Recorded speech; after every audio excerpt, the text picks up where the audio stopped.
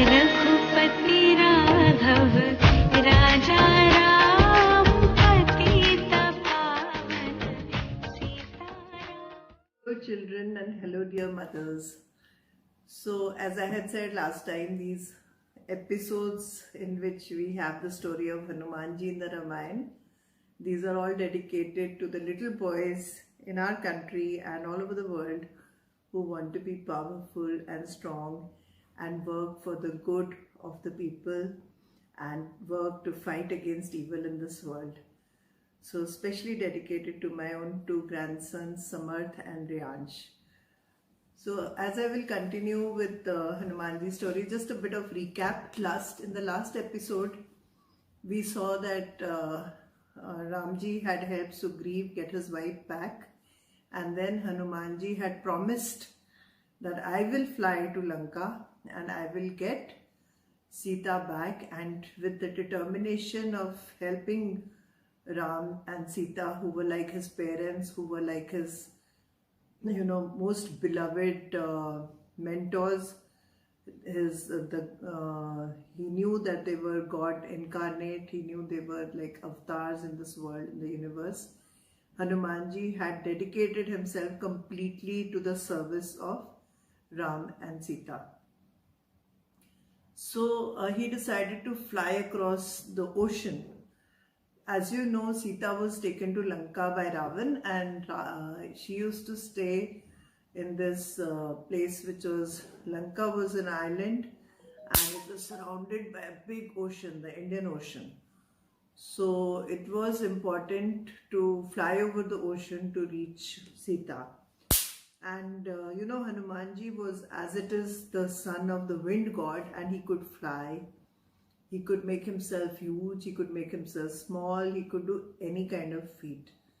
So he decided to fly over the ocean. It was not so simple that he would just fly and he would reach. He had obstacles on the way. And the biggest obstacle that came on his way was in the form of a huge serpent demon, Sursa. So this serpent came out of the ocean and opened its mouth wide and tried to swallow Hanumanji, and so that he would not go to Lanka. She was protecting Ravan. So Hanumanji immediately, grew, made his body so big that she was not able to, cope up with the size of Hanumanji, and she tried to make her mouth even bigger so that she could swallow him. And when she really made her mouth big, Hanumanji quickly brought himself to a small little Hanumanji and he just flew away. So this episode, I used to find it very amusing and very interesting when I was a child myself. I did not really understand what it meant, but the whole idea of being able to change your body size to a huge body size and to a small body size really used to enamor me. Now I see it in a different perspective. So can you guess what the meaning behind this changing of sizes? So it actually tells us that as required in this world, we should be able to manifest our bigger self when required. And when it is important for us, we should also humble down. We should bring ourselves to that smaller level where we can, escape the demonic forces by doing that. So to deal with the negatives in our lives, sometimes we have to overcome them with huge strength, and sometimes we have to bring ourselves down with humility and just let it pass. So both these things are equally important. So Hanumanji went and he slipped away from Sursa's mouth. He had made himself very tiny so he could slip away, and he flew over the ocean to Lanka. And when he came to Lanka, guess what happened? It was not easy to enter Lanka. There was a guard there, a female demon called Lankini, standing there. She stopped him. She said, "Where are you going? You can't enter Lanka." So now it was time for Hanumanji to increase his size again. So he just took a deep breath and became a huge Hanuman. And Lankani saw his great stature and she got nervous and she got scared and she just let him in. So after that, Hanumanji went inside Lanka and then he tried to go into the palace. He saw there were lots of queens sleeping, but Sita was nowhere. And then he remembered that she was probably in the Ashok Vatika, which Vulture Sampati had told him about. So he went into the garden. And yes, Sita was sitting there under a tree quietly, very sad, meditating, thinking about her Ram, wondering what would happen to her. Will they be able to come and take her away? What is going to be her future? So she was perturbed, she was anxious, she was sad, she was sitting under a tree. So now Hanuman quickly made his size small again and hid behind a tree. And when he was hiding behind a tree, Ravan came into the garden, the Ashok Vatika. And he came and he saw Sita sitting there, so he came and he talked to her and he proposed and he told her that he wanted to marry her. But Sita was very angry with Ravan. She said that, you are a coward. You tried to steal me away from my husband and then you have kidnapped me and brought me here and kept me in this garden against my wishes. I will never marry a coward. I am married to Ram and I will stay married to him forever. So she said that to him and Ravan was very angry. But still he gave her some time. So he told her, I will give you 1 month. In 1 month, if you decide that you will be my queen, I will marry you. Otherwise, I will kill you. So he said that to Sita and he went away.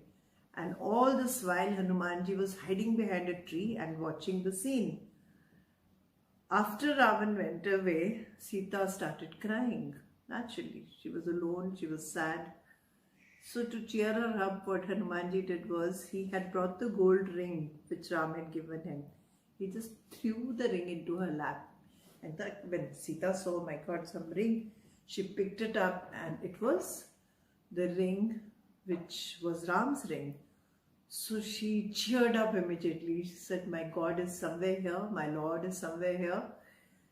He sent me his ring, and she started looking around, and then Hanuman came out from behind the tree and he greeted her with folded hands and he told her that he was a messenger from Ram and that she should not worry, he will very soon come and take her away from the clutches of Ravan. So that really cheered her up. So she was very happy. And but looking at her sad state, Hanumanji became very angry. The way she had been kidnapped, the way she was forcibly kept in the garden, and the way they both, Ram and Sita, were troubled, that made him very angry.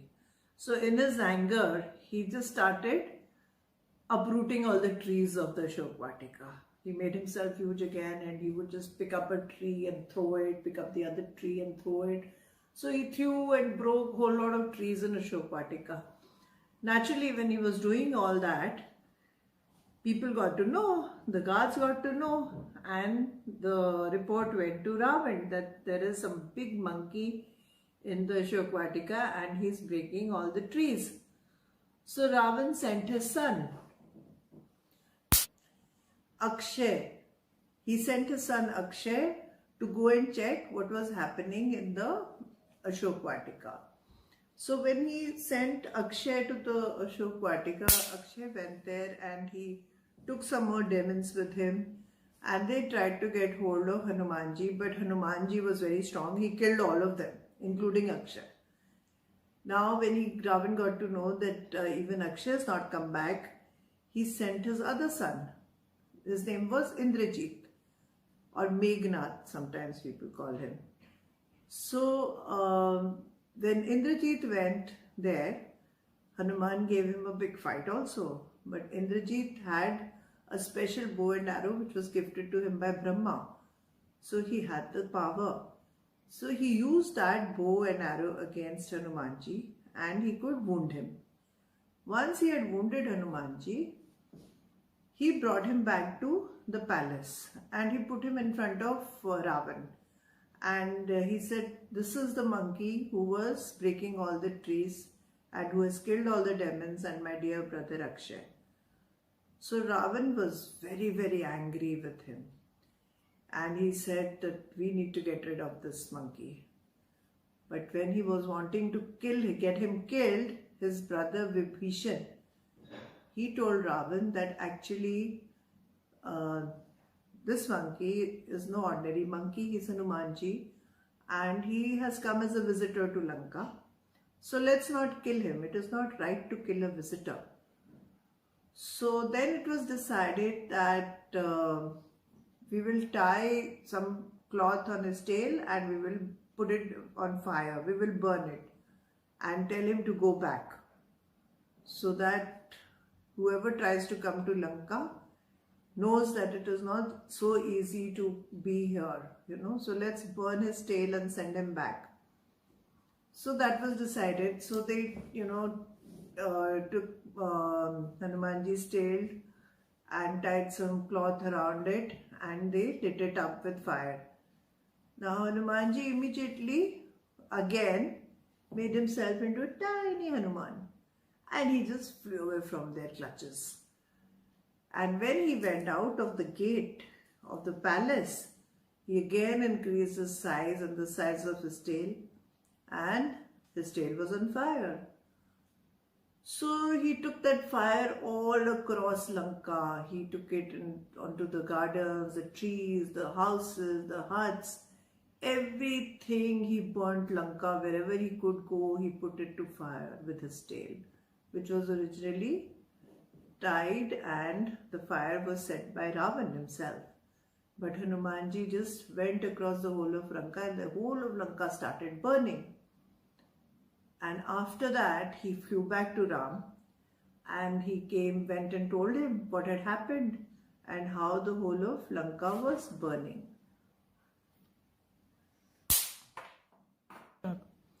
So Hanumanji had come back to Kishkinda and he had burnt the whole of Lanka and come.